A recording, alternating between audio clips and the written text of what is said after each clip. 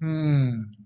Hello friends, Rudra here and this is the current affairs section 2021 में जो भी current affairs हुए हैं उसका मैं हर एक सब्जेक्ट वाइज जो है वीडियो बना रहा हूँ और ये साइंस टेक्नोलॉजी और स्पेस का है। तो ये Uttarakhand PCS, Bihar PCS, UP PCS, जो भी पीसीएस एग्जाम्स आएगा तो इधर जनवरी, फरवरी, मार्च का करंट अफेयर्स और प्लस पिछले साल का, एक साल का। Most of the current affairs जो मैंने वीडियोस में डाले हैं वो जो है जून जुलाई के बाद के हैं और उसके पहले वाले जो बहुत ही इंपॉर्टेंट है उसी को डाला है। So please go through these videos, there are very relevant topics, बहुत ही रेलेवेंट हैं जो पूछे जाएंगे। तो ये पहला है इंडियन स्पेस एसोसिएशन, इस्पा। तो ये बेसिकली क्या है, एक इंडस्ट्री बॉडी है, कॉन्ग्लोमेरेशन है, एक गुट है, संघ है उद्योग का। तो केवल इसरो नहीं, इसमें प्राइवेट टेलीकॉम कंपनीज भी हैं, जैसे भारतीय एयरटेल का वन वेब, एल का है और भी ऐसे कई सारे हैं। तो ये बेसिकली इंडस्ट्री बॉडी है, संघ है, जिसमें इसरो है, गवर्नमेंट बॉडी है, प्राइवेट टेलीकॉम कंपनीज के भी हैं। तो ये सब जो है प्राइवेट कंपनी को क्यों बोला गया कि गवर्नमेंट के जो एफर्ट्स हैं उसको सप्लीमेंट किया जाए, उसको जो है उसको सपोर्ट किया जाए, ताकि जो है कमर्शियल स्पेस ट्रैवल, जैसे अभी जेफ बेजोस गए थे वर्जिन अटलांटिक में, जो है भारतीय शिशिरा बांदला गई थी भारतीय मूल की। तो ऐसे इस कॉमर्शियल लेवल पे स्पेस ट्रैवल को कैसे, स्पेस टूरिज्म को बढ़ावा दिया जाए, तो उसमें जो है ये सहभागिता होगी गवर्नमेंट बॉडीज और प्राइवेट कंपनीज की। तो इस पर एंगेज करेगा सारे स्टेक होल्डर्स के, ग्लोबल लिंकेजेस को बिल्ड करेगा। तो केवल इसरो के और भी सारे काम है, तो इसमें जो है प्राइवेट प्लेयर्स को रखा गया है ताकि ग्लोबल लिंकेजेस प्राइवेट प्लेयर्स का ज्यादा होता है विद, मान लीजिए जैसे स्पेस एक्स है, जैसे और भी सारी स्पेस कंपनीज हैं, जेफ बेजोस की है, तो उससे जो है प्राइवेट कंपनीज के एक्सपीरियंस, एक्सपर्टीज और उनके लिंकेजेस का फायदा उठाया जा सके। ये अर्थ ऑब्जर्वेशन सैटेलाइट EOS-03 था, जिसको इसरो ने लॉन्च किया था, लेकिन ये फेल हो गया था और ये GSLV रॉकेट से जो है लॉन्च किया गया था, इसलिए ये इंपॉर्टेंट हो सकता है। ये पूछा जा सकता है कि कौन सा ऐसा जो है GSLV रॉकेट से प्रक्षेपित कौन सा उपग्रह था जो फेल कर गया, कक्षा में नहीं गया। तो वो EOS-03 था। दूसरा, डीप ओशन मिशन। तो इंडिया ने लॉन्च किया है अपना पहला मैन्ड ओशन मिशन, समुद्रयान। तो it is undertaken by national institute of ocean technology. तो समुद्रयान जो परियोजना है, जो प्रोजेक्ट है, ये 6,000 करोड़ रुपए का जो डीप ओशन मिशन है, कि डीप ओशन मतलब कि समुद्र की गहराइयों में जाकर मिनरल्स का पता लगाया जाए, एक्सप्लोर किया जाए, उनको जो है उत्खनन उनका हो। तो ये डीप ओशन नाम से ही लग रहा है। तो समुद्रयान प्रोजेक्ट उसका एक हिस्सा है। तो समुद्रयान प्रोजेक्ट में जो है एक व्हीकल, एक सी व्हीकल, एक जहाज, सबमरीन, जो भी पनडुब्बी कह सकते हो, उसका नाम इन्होंने रखा है मत्स्य 6000। मत्स्य मतलब मछली। तो मत्स्य 6000 जो है समुद्रयान प्रोजेक्ट में जो जहाज अंदर जाएगी समुद्र के डीप में, और वो 3 लोगों को जो है ले जाएगी। और ये समुद्रयान इनिशिएटिव है, ये इसको लॉन्च किया NIOT ने। डीप ओशन मिशन का जो है ये हिस्सा है, इसके अंडर में आता है, उसका इनिशिएटिव है। तो ये क्या करेगा, एक्सप्लोर करेगा पॉलीमेटालिक मॉड्यूल्स जिसमें मैंगनीज होते हैं, गैस हाइड्रेट्स हैं। गैस हाइड्रेट्स मतलब कि जो जैसे मीथेन है, और जो नेचुरल गैस है वो हाइड्रेट्स के रूप में, फ्रोजन लिक्विड्स के रूप में नीचे मिनरल्स के साथ जो है ट्रैप्ड रहते हैं। तो हाइड्रोथर्मल सल्फाइड्स हैं, कोबाल्ट, क्रस्ट भी है।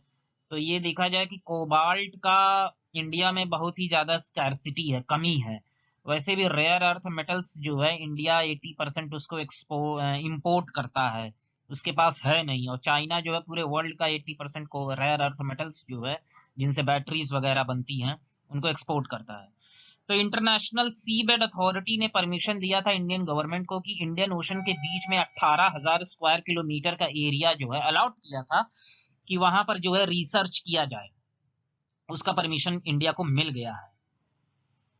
तो जो है Matsya 6000 will be ready to go to depth of 5 kilometre by December 2024 तक। ये 5 किलोमीटर की गहराई तक जा सकेगा, मतलब ये कॉन्टिनेंटल शेल्फ को जो है एक्सप्लोर करेगा, जहां गैस हाइड्रेट्स ज्यादा रहते हैं, जैसे केजी बेसिन है, जहां कृष्णा गोदावरी जो है डेल्टा जो बनाता है।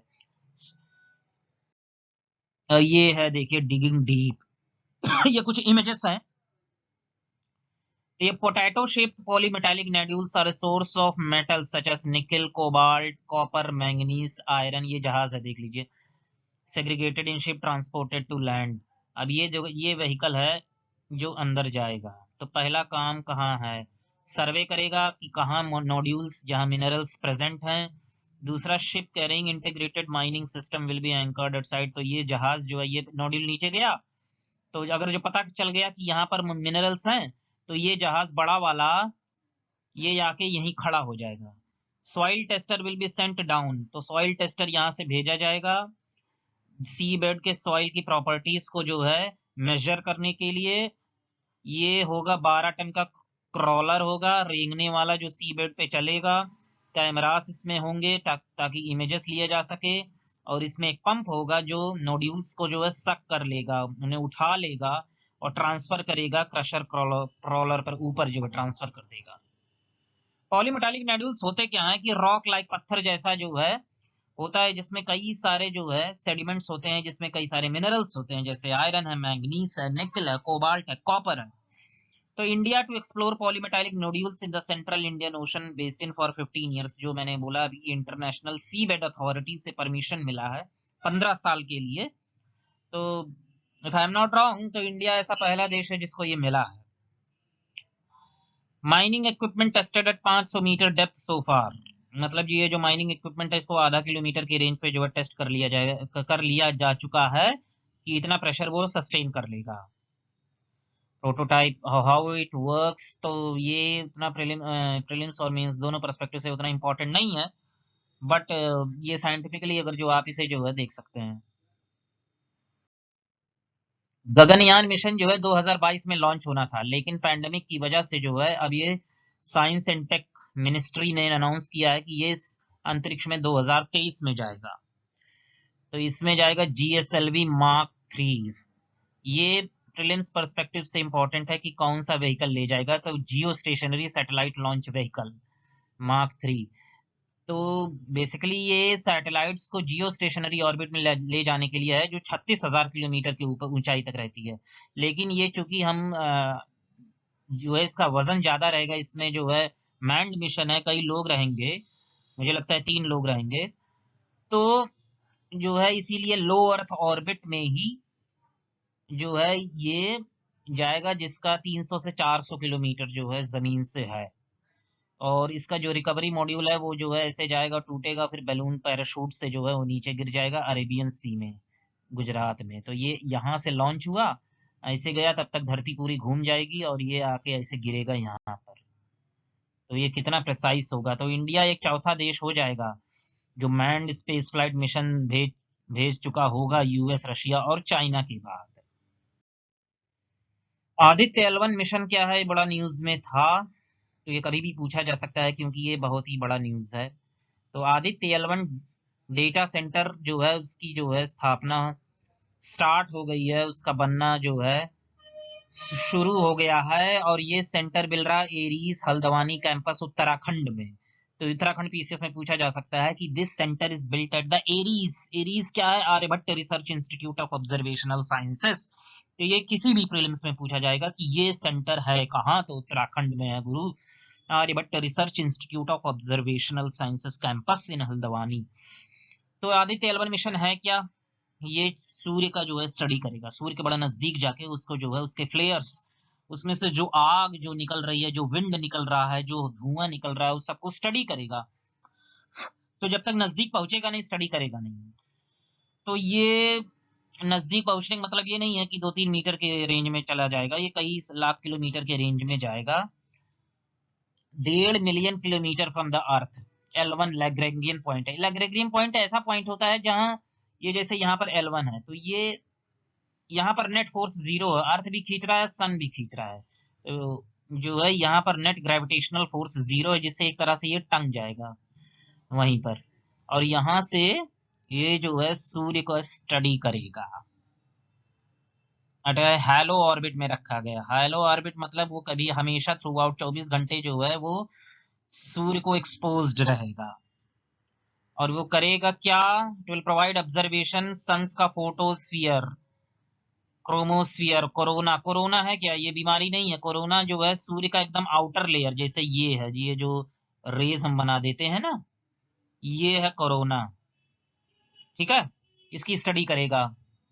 आदित्य L1 मिशन, तो Aryabhatta research institute of observational sciences, ये एरीज एक कैंपस है हल्द्वानी उत्तराखंड में। यहाँ इस कैंपस में आदित्य L1 से जो भी डेटा प्राप्त होगा उस डेटा को कलेक्ट करके एक जगह स्टोर करने का एक डेटा सेंटर स्थापित किया जा रहा है।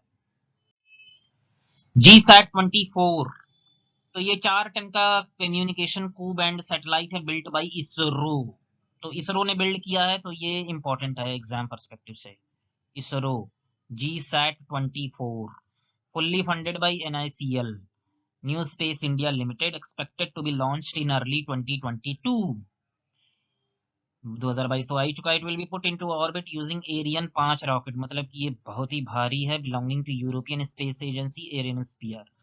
PSLV C51, 51 मतलब कि 51वां सफल प्रक्षेपण। तो 53 मिशन हो चुके हैं, ये 53वां मतलब 2 मिशन फेल हो चुका है PSLV का। ये 53rd मिशन है PSLV, polar satellite launch vehicle. इसमें 19 सैटेलाइट गए हैं, जिसमें ब्राजील का अमेजोनिया सैटेलाइट 1, अमेजोनिया 1 सैटेलाइट भी गया है। तो एग्जाम में पूछेगा कि कौन से सैटेलाइट से, कौन से रॉकेट से ब्राजील का अमेजोनिया 1 सैटेलाइट गया है स्पेस में, तो वो है PSLV C51। तो अमेजोनिया 1 क्या है? फर्स्ट डेडिकेटेड कमर्शियल मिशन है इसरो का, न्यू कमर्शियल आर्म जो है न्यू स्पेस इंडिया लिमिटेड। तो ये अर्थ ऑब्जर्वेशन सैटेलाइट है। तो ये प्रीलिम्स में अगर जो पूछेगा तो ये प्रीलिम्स में एक स्टेटमेंट दे सकता है गुरु। आजकल जो है आसान नहीं पूछ रहा है प्रीलिम्स में, प्रीलिम्स में भी 2-4 स्टेटमेंट्स देता है।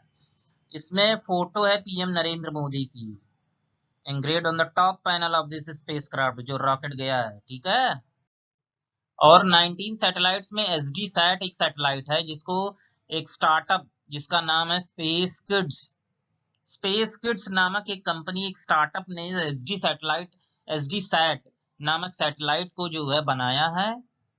और उस 19 सैटेलाइट्स में ये भी एक सैटेलाइट है, और इसी सैटेलाइट में भगवत गीता की एक कॉपी स्पेस में गई है। जैसे नासा वगैरह और यूरोपियन स्पेस एजेंसी हैं, ये सब जो है बाइबल को स्पेस में भेज चुके हैं, तो भगवत गीता भी गया है।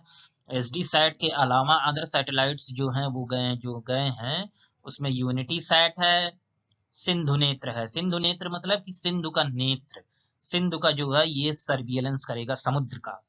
तो ये सिंधु नेत्र डेवलप्ड बाय PES यूनिवर्सिटी। तो सिंधु नेत्र क्या करेगा? ये आइडेंटिफाई करेगा, पहचानेगा सस्पिशियस खुफिया शिप्स को, जहाजों को साउथ चाइना सी में, गल्फ ऑफ एडन में, जहां पायरेसी लुटेरे, समुद्री लुटेरे बहुत होते हैं। थ्रू सैटेलाइट इमेजिंग वहां से इमेज देगा कि कोई भी जहाज रेंग रहा है तो उसका इमेज दे देगा। तो ये देखिए न्यू स्पेस इंडिया लिमिटेड है क्या? ये एक PSU है, setup under department of space in 2019। ठीक है, तो ये इंपॉर्टेंट है एक प्रीलिम्स पर्सपेक्टिव से कि न्यू स्पेस इंडिया लिमिटेड का पहला कमर्शियल वेंचर क्या है, वो यही है जो अमेजोनिया 1 PSLV C51। तो न्यू स्पेस इंडिया लिमिटेड जो है एक PSU है डिपार्टमेंट ऑफ स्पेस में। साउंडिंग रॉकेट्स बड़ा न्यूज में था, तो साउंडिंग रॉकेट्स क्या है? ये रॉकेट हैं, इसरो ने भेजा है RH-560 Satish Dhawan space centre Sriharikota. Sounding rocket है, 1 और 2 stage rocket probing upper atmosphere, मतलब अपर एटमॉस्फेयर मतलब कि स्ट्रेटोस्फीयर और के ऊपर, मेसोस्फीयर थर्मोस्फीयर में 700, देखिए 700 किलोमीटर में ये यहाँ पर है। आपका इंटरनेशनल स्पेस स्टेशन 350-400 किलोमीटर पे है। तो अपर एटमॉस्फेयर को स्टडी करने के लिए, कि एटमॉस्फेयर जहाँ बहुत ही रेयर है, बहुत ही एकदम ऊपरी सतह जो है, उसको स्टडी करने के लिए अगर जो कोई रॉकेट गया है तो उसे कहते हैं साउंडिंग रॉकेट्स। एक्चुअली साउंडिंग इसका नाम इसलिए है क्योंकि जहाजों में जो है, जो तेल की टंकियां होती हैं, तो उनमें पाइप लगे होते हैं, तो उसमें जो है मीटर जो है डाला जाता है कि तेल टंकी में कितना बचा है, ये पता लगाने के लिए एक पूरा, जैसे जो हम लोग जिससे नापते हैं, जो मीटर होता है, जो वो पट्टी होती है, पट्टी में एक बड़ा सा वजनी वेट लगा देते हैं, और वो जाके नीचे टंकी में जो है गिरता है। तो ऊपर जब इसको रैप करते हैं उस पट्टी को, तो उसमें देखते हैं कि तेल कितना है। तो इसे साउंडिंग, इस प्रोसेस को साउंडिंग कहते हैं। तो साउंडिंग का मतलब है नापना। तो ये साउंडिंग रॉकेट्स हैं कि वहां जाके प्रोब कर रहा है अपर एटमॉस्फेयर को। James Webb telescope, most powerful biggest telescope launched by NASA 25 दिसंबर 2021 को। तो ये किसी भी एग्जाम में पूछा जा सकता है क्योंकि ये 25 दिसंबर 2021 का है गुरु, और इसे फ्रेंच गुयाना से लॉन्च किया गया है रॉकेट एरियन 5 से। तो फ्रेंच गुयाना से बहुत सारे जो है लॉन्च किए जा चुके हैं, इक्वेटर के नजदीक है ये।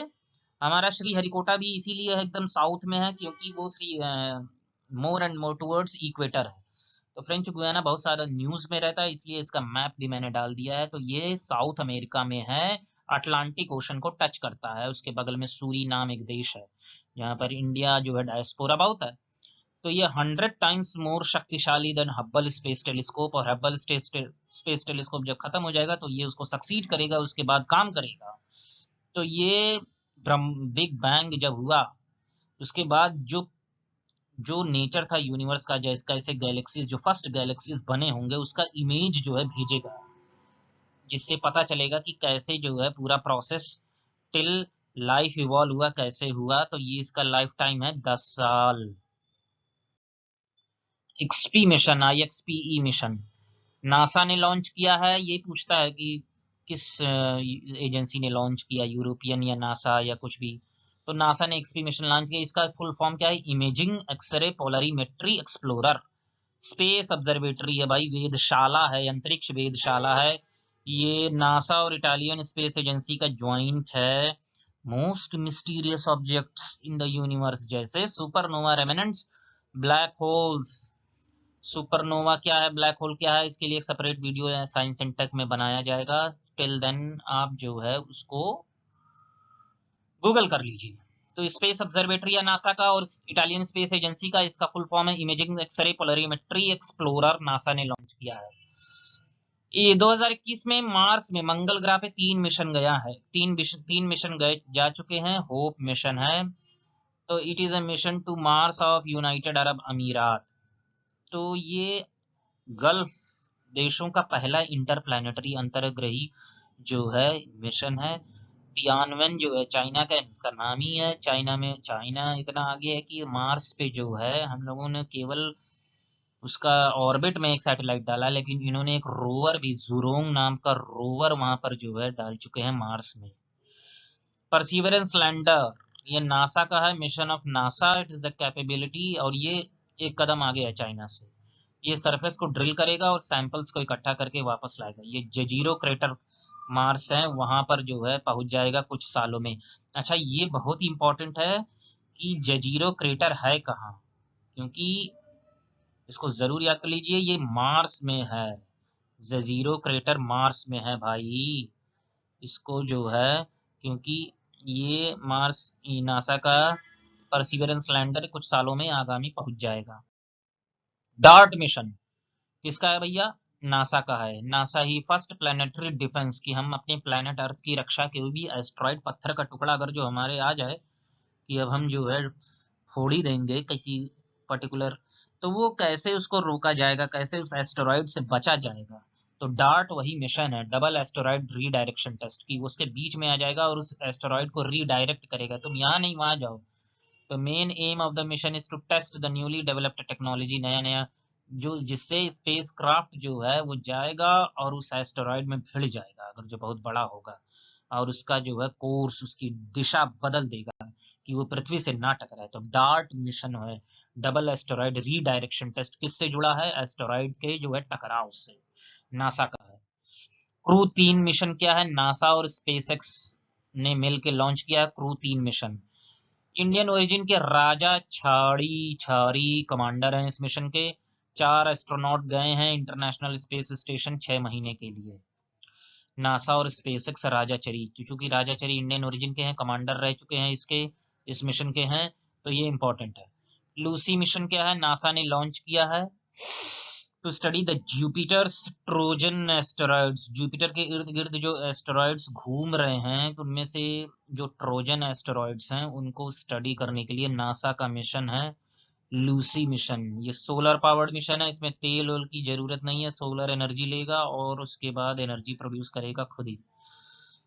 तो नेम्ड आफ्टर लूसी, और लूसी है क्या, ये 32 लाख पुराना, हमारे जितने भी प्रजातियां हैं ह्यूमंस की 32 लाख के बाद जो है उनका कॉमन एंसेस्टर है,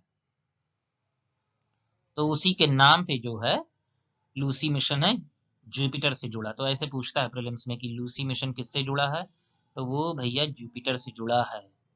ओके, लूसी मिशन जुपिटर से जुड़ा है।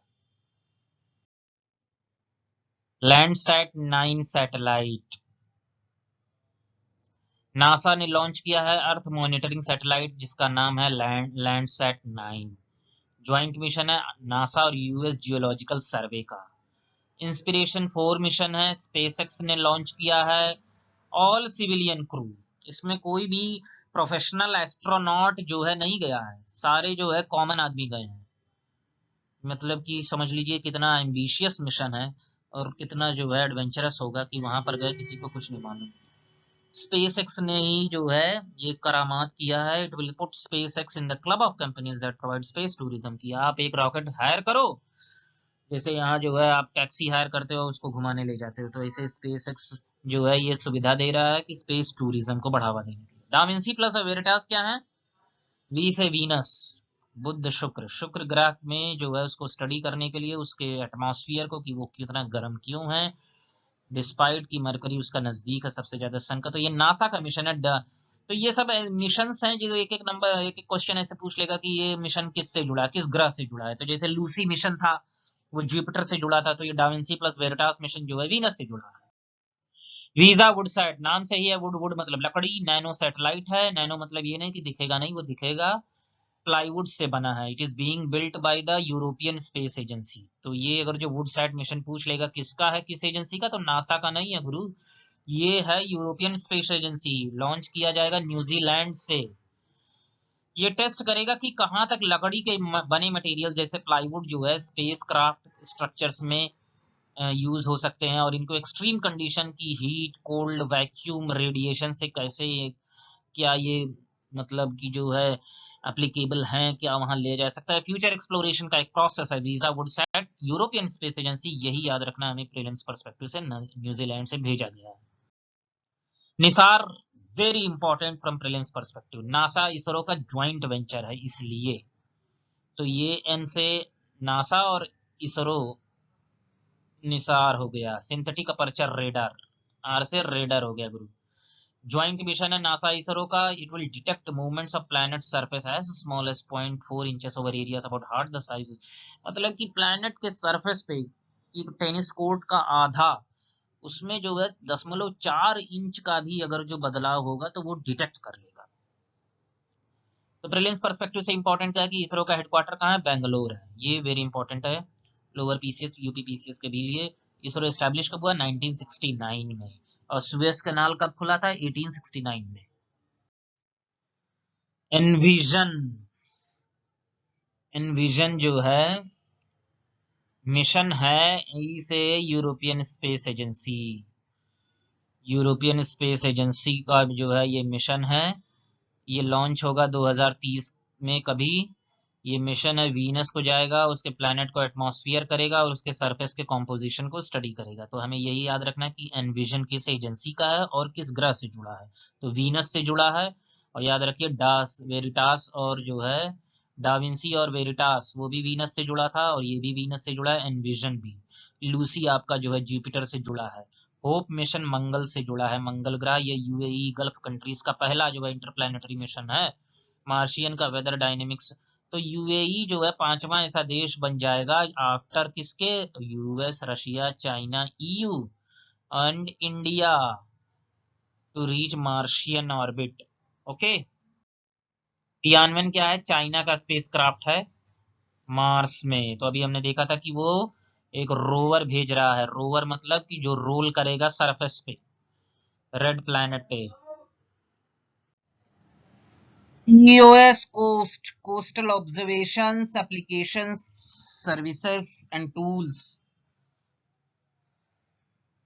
ये मल्टीनेशनल प्रोजेक्ट है led by ISRO and NOAA, national oceanic atmospheric administration. COS coast ये क्या एक्यूरेसी इंप्रूव करेगा? Coastal data based on satellite और land based observations.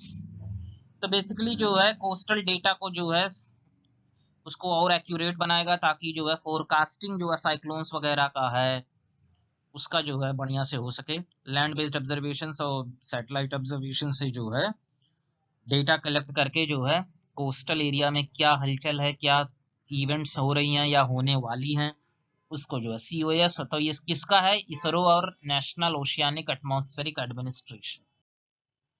Fifth state of matter. तो पहले 3 स्टेट क्या है? Solid, liquid, gas. चौथा स्टेट है प्लाज्मा स्टेट जो है, और जो मतलब गैस को बहुत ज्यादा हीट कर देते हैं। और ये जो है 5वां स्टेट है, नासा ने क्रिएट किया है fifth state of matter, international space station में क्रिएट कर लिया है। तो ये इसमें क्या है, एटम्स को इतना कूल, इतना ठंडा कर दिया जाता है कि उसका एक जो ऑलमोस्ट 0 केल्विन पे पहुंच जाता है कि स्टॉप मूविंग, वो वाइब्रेट करना उनका लगभग 0 हो जाता है, और वो बिहेव करने लगते हैं ऐसे कि जैसे वो इंडिविजुअल्स एकदम फ्री एटम्स हो। तो इसे कहा जाता है बोस आइंस्टीन कंडेंसेट। क्यों? क्योंकि सबसे सर्वप्रथम इस स्टेट को जो है प्रेडिक्ट किया था Satyendra Nath Bose, Indian scientist. Metaverse, ये बड़ा न्यूज में आया था। फेसबुक कंपनी मार्क जुकरबर्ग ने जो है अपनी कंपनी को, पेरेंट कंपनी का नाम दे दिया है मेटा। तो मेटावर्स एक्चुअली एक टेक्नोलॉजी है, 3D टेक्नोलॉजी है, कि जैसे वीडियो कॉलिंग में हम 2D टेक्नोलॉजी है कि कोई दूर बैठा आदमी हम उससे बातें कर रहे हैं। तो 3D क्या है कि ऐसा लगेगा कि हाँ वो हमारे पास है, 3D फॉर्मेट में एकदम नजदीक है। तो ये मेटावर्स है। तो आप जो है ऐसे लगेगा कि आप चल रहे हैं उसके कमरे में। तो ये हेडसेट पहना देगा और उसके बाद जो है it will give you an experience. Parker solar probe, Parker solar probe NASA का है, और outer corona of the sun. Corona मतलब बीमारी नहीं, कोरोना मतलब सूर्य का जो एकदम जैसे ये वाला पार्ट जो एकदम एकदम बाहर है। तो ये Parker solar probe. Laser communications relay demonstration, तो नासा ने लॉन्च किया है। ये ऑप्टिकल कम्युनिकेशन, अभी तक रेडियो कम्युनिकेशन होता है, अब लाइट रेस से कैसे कम्युनिकेशन हो सकता है स्पेस में, इसको टेस्ट करने के लिए। तो करंटली मतलब वर्तमान में क्या है, सारे most NASA spacecraft radio frequency को यूज करते हैं डेटा सेंड करने के लिए। लेजर क्या है, इंफ्रारेड लाइट को यूज करता है, जो टेस्ट किया जा रहा है लेजर कम्युनिकेशन। और शॉर्टर वेवलेंथ होता है, रेडियो वेवलेंथ ज्यादा होता है, तो ये शॉर्टर वेवलेंथ है, इसकी फ्रीक्वेंसी ज्यादा होगी। तो ये ट्रांसमिशन ज्यादा डेटा को शॉर्ट टाइम में करेगा क्योंकि इसकी फ्रीक्वेंसी ज्यादा हो जाएगी। तो स्मॉलर इन साइज रहेगा, इसके एडवांटेजेस है, वेट कम होगा, रिक्वायर लेस पावर होगा compared with radio instruments. O smart scheme,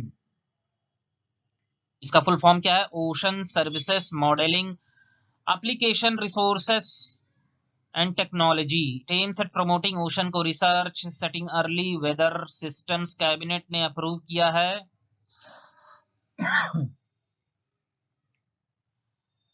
constitution continuation of O smart scheme को जो है और कंटिन्यू किया जाए 2026 तक, 2026 तक। ठीक है। तो ocean services modelling application resources and technology, ये स्कीम को जो है केंद्रीय कैबिनेट ने मंजूरी दे दी कि 2026 तक इसको जो है लागू किया जाए, और मिनिस्ट्री ऑफ अर्थ साइंसेस के द्वारा ये इंप्लीमेंट हो रहा है। तो इससे क्या है, फिशिंग बेनिफिट्स क्या है? इकोनॉमिक बेनिफिट्स है, फिशिंग जोन्स फोरकास्ट करेगा, वेव्स, करंट्स, टाइड्स वगैरह का, अर्ली वार्निंग देगा, storm, tsunami, high wave alert देगा। इंडियन नेवी को भी मदद मिलेगी जब देखेंगे कि कोस्ट गार्ड को भी मदद मिलेगा, पेट्रोलिंग में आसान रहेगा। तो 2026 तक India gets first herbicide tolerant non GM rice, मतलब इसमें कोई अनुवांशिक जो है बदलाव नहीं हुआ है, नॉन जीएम है, लेकिन फिर भी हर्बिसाइड टॉलरेंट है। समझे आप? तो अभी तक जो है उसको जेनेटिकली मॉडिफाई कर दिया जाता था कि ऐसे फर्टिलाइजर्स हम डालेंगे, हर्बिसाइड्स डालेंगे, लेकिन हर्बिसाइड्स डालने से नुकसान होता था कि वो जो है क्रॉप को भी जो है खत्म कर देता था। तो क्रॉप को ये खत्म नहीं करेगा। इसमें कोई IARI ने डेवलप किया है, जो है इंडियन एग्रीकल्चरल रिसर्च इंस्टीट्यूट ने डेवलप किया है, first ever non GM herbicide tolerant. और राइस वैरायटी पूसा बासमती 79, पूसा बासमती 85। तो ये अगर जो आएगा प्रीलिम्स में तो ऐसे पूछेगा कि व्हाट इज पूसा बासमती 79, पूसा बासमती 1985 है क्या? तो ये हर्बिसाइड टॉलरेंट है भैया। हर्बिसाइड मतलब कि जो हर्ब्स होते हैं, जो शाखों को उगाते हैं खेतों में जो है क्रॉप्स के साथ, तो उनको जो है खात्मे के लिए जो है फर्टिलाइजर हर्बिसाइड्स डाला जाता है।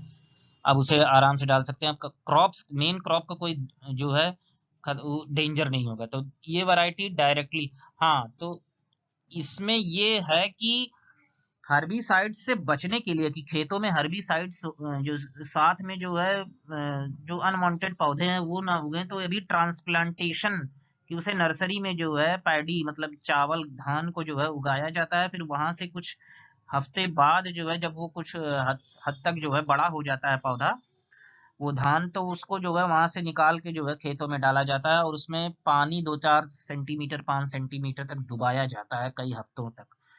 तो मतलब कि हर्बिसाइड से बचने के लिए, हर्ब से बचने के लिए जो है इतना पानी का वेस्टेज है। तो इसमें ये डायरेक्टली आप खेतों में डाल सकते हैं। ये वैरायटी पूसा बासमती 79, पूसा बासमती 1985 को, इसमें जो है हर्ब्स का कोई खतरा नहीं है। No need of nursery, transplanting, flooding of fields, इसलिए पानी की बचत है। Mutated gene making farmers less expensive herbicide. तो ये हर्बिसाइड जो है इसका नाम है इमाज़थापिर। उसको चाहे जैसे प्रोनाउंस करिए, आपके ऊपर है, लेकिन याद रखिए क्योंकि कभी कभी पूछ लेता है कि ये फर्टिलाइजर का नाम दे देगा, पूछेगा ये है क्या, फर्टिलाइजर है क्या है, ये हर्बिसाइड है, ये भी ऐसा पूछा जा चुका है यूपीपीसीएस में।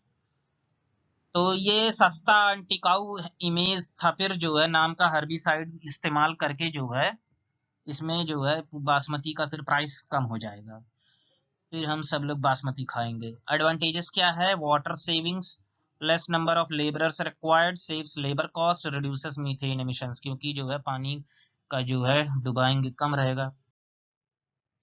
इंडिया का पहला लीगो प्रोजेक्ट, इंडिया का फर्स्ट लीगो प्रोजेक्ट तो महाराष्ट्र में जो है 225 हेक्टेयर लैंड जो है महाराष्ट्र गवर्नमेंट ने दिया है लीगो प्रोजेक्ट के लिए। लीगो है क्या? Laser interferometer gravitational wave observatory, मतलब कि ग्रेविटेशनल वेव्स को डिटेक्ट करने के लिए ये एक वेधशाला, एक ऑब्जर्वेटरी है। और 2 ऑब्जर्वेटरीज ऐसे लीगो के पहले ही यूएस में है, एक वॉशिंगटन में है, एक लुजियाना स्टेट में है, तीसरा जो है इंडिया में बन रहा है। तो ये ग्रेविटेशनल वेव्स को डिटेक्ट करेंगे। ग्रेविटेशनल वेव्स हैं क्या?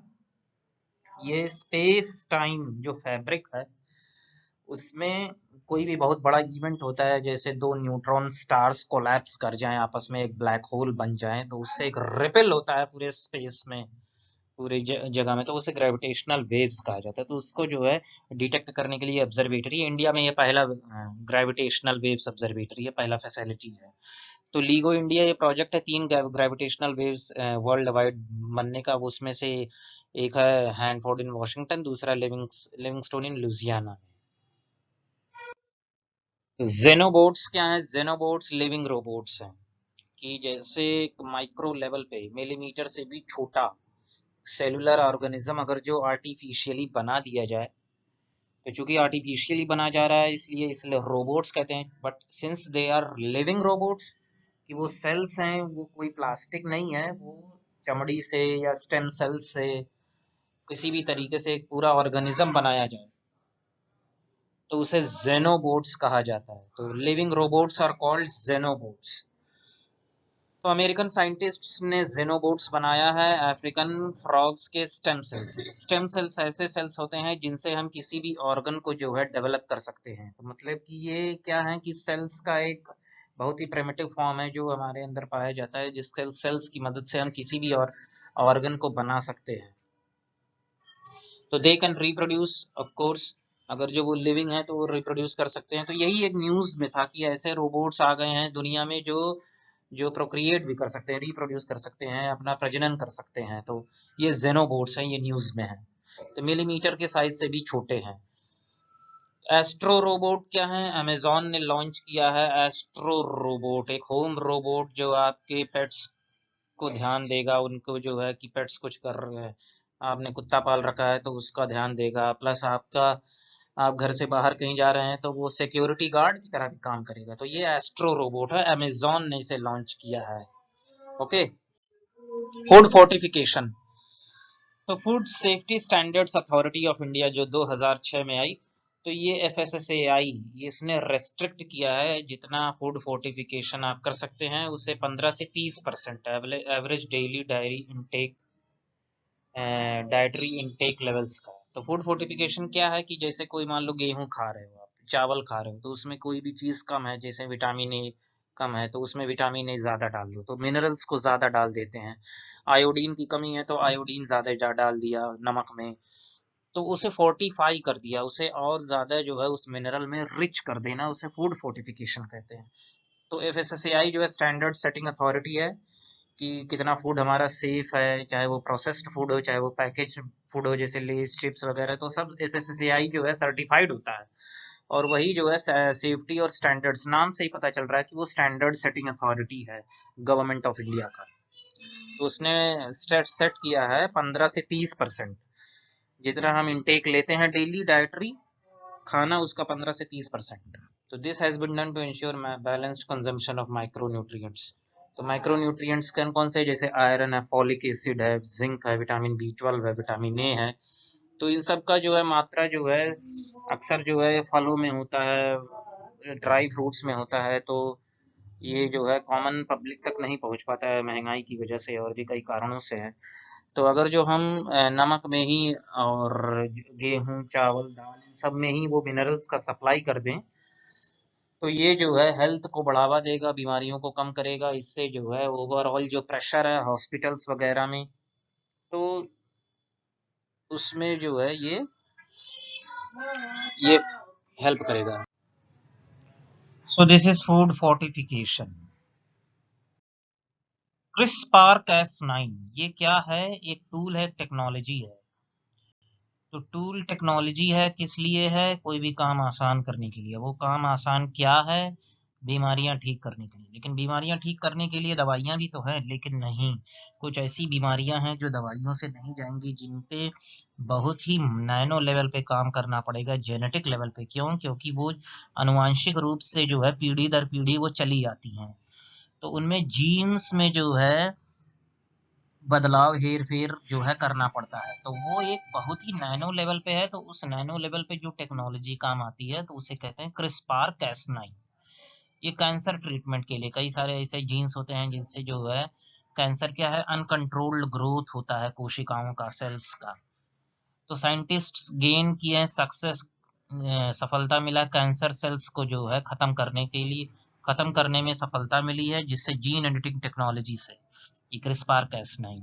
इससे क्या है कि आप डीएनए देखिए, जैसे ये इस फिगर में देखिए, ये पूरा डीएनए है, डबल हेलिकल स्ट्रक्चर है, ठीक है, ये डबल हेलिकल स्ट्रक्चर है डीएनए का। तो इसमें से कुछ भाग जो है कैंची लेके काट दिया है। तो कैंची का मतलब कि ये जो है एक ऐसे पिक्टोरियल रिप्रेजेंटेशन है, रूपांतरण है, बेसिकली वो एक टेक्निक है। तो जेनेटिक डिसऑर्डर्स को जो है ठीक करने के लिए है ये, जिससे ब्रेस्ट कैंसर वगैरह हो जाते हैं ऐसे जीन्स की वजह से। और इससे जुड़ा एक बात यह है कि इमैनुअल कारपेंटियर और जेनिफर एने डोडना, इन दोनों को 2019 में केमिस्ट्री में नोबेल प्राइज मिला था, क्योंकि उनका एक योगदान काफी महत्वपूर्ण था CRISPR-Cas9 टेक्नोलॉजी के डेवलपमेंट में। इंटरनेशनल थर्मोन्यूक्लियर एक्सपेरिमेंटल रिएक्टर, तो ये वर्ल्ड का लार्जेस्ट फ्यूजन एक्सपेरिमेंट है। फ्यूजन मतलब दो चीजों को फ्यूज कर दो, जोड़ दो, तो दो हाइड्रोजन जब जुड़ता है तो उसे जो है हाइड्रोजन बम कहा जाता है। जो सूर्य में जो ऊर्जा है, जो एनर्जी, सोलर एनर्जी, उसका सोर्स जो है एटॉमिक फ्यूजन है, ना कि एटॉमिक फिशन, संलयन है। तो ये जो है फ्यूजन है। लार्जेस्ट टोकामैक, टोकामैक मतलब फ्यूजन डिवाइस, कहीं कोई भी ऐसा यंत्र जिसमें फ्यूजन हो, दो हाइड्रोजन का जो है विलय हो जाए आपस में और बहुत सारी एनर्जी निकले, तो मतलब कि ये हाइड्रोजन बम है। ये हाइड्रोजन बम एटम बम से 1000 गुना ज्यादा जो है शक्तिशाली होता है। तो इंटरनेशनल थर्मोन्यूक्लियर एक्सपेरिमेंटल रिएक्टर, ये दुनिया का लार्जेस्ट फ्यूजन एक्सपेरिमेंट है। 35 देश जो है कोलैबोरेट कर रहे हैं to build world's largest tokamak. Tokamak एक डिवाइस है जिसमें एनर्जी का उत्पादन होता है, फ्यूजन रिएक्शन से। ठीक है, तो ITR एक प्रोजेक्ट है, तो ITER international thermonuclear experimental reactor, ये एक प्रोजेक्ट है। इसके मेंबर कंट्रीज कौन कौन से हैं ये प्रीलिम्स में इंपॉर्टेंट है, बहुत इंपॉर्टेंट है ये। China, EU, India, Japan, south Korea, Russia और US। तो कितने मेंबर्स हो गए? 1 2 3 4 5 6 7 मेंबर हैं भैया, करीब करीब 35 देश, क्योंकि EU अपने आप में बहुत बड़ा है। तो चाइना, EU, इंडिया चाइना यहाँ हो गया, जापान कोरिया वहाँ हो गया, रशिया US ये दोनों लड़ाके हैं ही। तो इंडिया ने अनाउंस किया था 2020 में कि उसका जो कंट्रीब्यूशन है, जितना सेट है उसका 50% वो कंप्लीट कर लिए हैं। इंडिया का जो शेयर है इस प्रोजेक्ट में वो 9.1% है। ट्रांस फैट क्या है? तो ट्रांस फैट भैया ऐसा है, ये फैट है जिसमें एक से ज्यादा फैटी एसिड्स हैं। इसे हाइड्रोजनेटेड फैट कहते हैं, क्योंकि ये फैट या जो तरल तेल है उसमें हाइड्रोजन ऐड करके उसे सेमी सॉलिड बनाया जाता है, इसे हाइड्रोजनेटेड फैट कहते हैं। तो WHO ने लिमिट कर रखा है कि 1% से 1%, मतलब मैक्सिमम आप जो है ट्रांस फैट ऐड कर सकते हैं किसी भी फूड प्रोडक्ट में। और FSSAI ने जो है इसको 2% कर रखा है, पहले 5% था। तो applicable both open and packaged food की, जो प्रोसेस्ड जो है चिप्स लेस वगैरह आ रहा है, जो ओपन में जो बर्गर वगैरह बिक रहा है ठेले पे, उस पे भी ये लागू है। तो WHO ने 1% गोल रखा है, और 2023 तक इसको जो है इंडस्ट्रियली प्रोड्यूस्ड ट्रांस फैट को जो है खत्म करने का लक्ष्य है। तो ये है अनसैचुरेटेड पॉली एंड मोनो, ये है लिमिट करो इसको। सैचुरेटेड जो बटर वगैरह है जो सॉलिड होता है, और ये लूज इट, इसको जो है खत्म कर दो एकदम, इसको लिमिट कर दो। तो फैट्स क्या है, हेल्दी या अनहेल्दी क्या है? Trans fat man made fat है, saturated natural, both are non essential fats. US banned trans fat, देख लीजिए US पहले ही 2018 में ही ट्रांस फैट्स को बैन कर चुका है। ओमेगा थी, अब ये सैचुरेटेड फैट क्या है? बटर, चीज, red meat, pork, baked foods, milk, दूध में होता है सैचुरेटेड फैट, कोकोनट ऑयल। और अनसैचुरेटेड फैट क्या है? अवोकाडो, फ्लैक्स मील, वॉलनट, मतलब अखरोट। तो और ट्रांस फैट क्या है कि फास्ट फूड जैसे पिज्जा, बर्गर, ठीक है, पकौड़ी, ये सब। स्वास्थ्य टेक्नोलॉजी क्या है? स्वास्थ्य टेक्नोलॉजी है पानी को डिसइंफेक्ट करने का, पानी को कीटाणुओं से मुक्त करने का। जैसे क्लोरीन ऐड करके कीटाणुओं से मुक्त करते हैं, पानी को साफ करते हैं, लेकिन कीटाणु, क्लोरीन के कई सारे हार्मफुल इफेक्ट्स भी हैं। वो कार्सिनोजेनिक है, कैंसर प्रोड्यूसिंग एलिमेंट्स को जो है प्रोड्यूस करता है बहुत ज्यादा क्लोरीन के इस्तेमाल से, तो कार्सिनोजेनिक है उसका जो है उपयोग। तो लेकिन ये क्या है कि प्रेशर को इतना रिड्यूस कर देता है कि लिक्विड जो है अपने आप बॉईल करने लगता है, क्योंकि हम जानते हैं कि प्रेशर के रिडक्शन से बॉइलिंग पॉइंट बहुत ज्यादा घट जाता है। तो CSIR NCL, national chemical laboratory ने लॉन्च किया इस नई टेक्नोलॉजी। तो स्वास्तिक क्या है? डिसइंफेक्ट करेगा वाटर को by using natural oil with anti microbial property, ठीक है। तो ट्रेडिशनल नॉलेज ऑफ आयुर्वेदा का इस्तेमाल कर रहा है, डिसइंफेक्ट कर रहा है नेचुरल ऑयल से जो है पानी का जो है आप शुद्धता, ये स्वास्थ्य टेक्नोलॉजी। तो अगर जो प्रीलिम्स में पूछ लेता है भाइयों कि स्वास्थ्य टेक्नोलॉजी किससे संबंधित है, तो ये मत कह देना धर्म से संबंधित है, ये कह देना कि ये भैया पानी के शुद्धिकरण से संबंधित है। तो first buffalo by IVF technology. अभी तक गाय के बछड़ों का जन्म हो चुका था, लेकिन भैंस के बछड़े का जन्म हुआ है बन्नी ब्रीड का। बन्नी ब्रीड जो है गुजरात कच्छ के इलाकों में मिलता है, और ये हार्श क्लाइमेटिक कंडीशन की, जैसे जहाँ पानी की बड़ी कमी हो वहां भी ये बफलो सरवाइव कर जाता है। तो IVF टेक्नोलॉजी से जो है भैंस के पहला बछड़ा बन्नी नस्ल का जो है पैदा हुआ है IVF टेक्नोलॉजी के, ठीक है।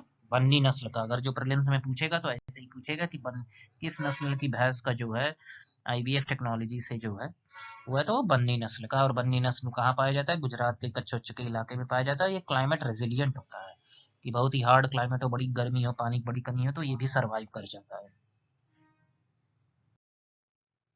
आई ड्रोन क्या है? ICMR, I for ICMR, drone में drone response outreach in north east. की नॉर्थ ईस्ट में जो है ड्रोन से हम वैक्सीन सप्लाई कर दे रहे हैं, क्योंकि वहां पहुंचना कठिन है, क्योंकि बहुत सारे उपद्रवी भी हैं, और प्लस जो है उतना इंफ्रास्ट्रक्चर भी पूरा डेवलप नहीं है, और जो है कम्युनिकेशंस का भी बड़ा लैप्सेस है। तो हेल्थ मिनिस्ट्री ने लॉन्च किया है drone based vaccine delivery model, कि ड्रोन से हम वैक्सीन डिलीवर करें। तो आई ड्रोन किससे संबंधित है भैया? तो ड्रोन डिलीवरी मॉडल, लेकिन किसका? वैक्सीन लॉन्च का। कहाँ पर? नॉर्थ ईस्ट रीजन में। तो ये पहला मेक इन इंडिया ड्रोन है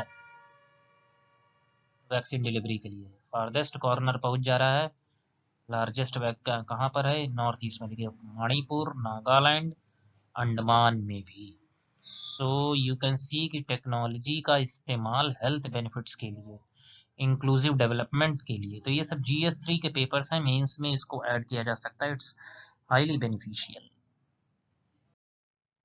अब आर्टिफिशियल सन ऑफ चाइना, तो इसमें यही न्यूज में अगर जो आएगा प्रीलिम्स में, तो आर्टिफिशियल सन कौन से देश ने बनाया? तो वो चाइना ने बनाया है। तो उसका एक टोकामैक रिएक्टर है जिसमें फ्यूजन रिएक्शन से एनर्जी प्रोड्यूस हो रहा है, तो उसी को कहते हैं आर्टिफिशियल कृत्रिम सूर्य, क्योंकि वैसी एनर्जी सूर्य में भी हाइड्रोजन फ्यूजन रिएक्शन से बनता है, यहाँ पर भी। तो China is way ahead of us, हमसे बहुत आगे है। हम लोगों को जो है अभी काफी कुछ टेक्नोलॉजी में एडवांसमेंट करना पड़ेगा। So keep visiting my videos for upcoming sessions on environment और आर्ट एंड कल्चर, और प्लस सेपरेट वीडियोस बनाऊंगा कि पिछले 1 साल 1.5 साल में कौन सारे साइक्लोन्स आए हैं, कैसे वॉल्केनिक रिएक्शंस हुए हैं, कौन सारे स्ट्रेट्स हैं। तो काफ़ी हेल्पफुल होगा प्रीलिम्स और मेंस पर्सपेक्टिव से। Thank you.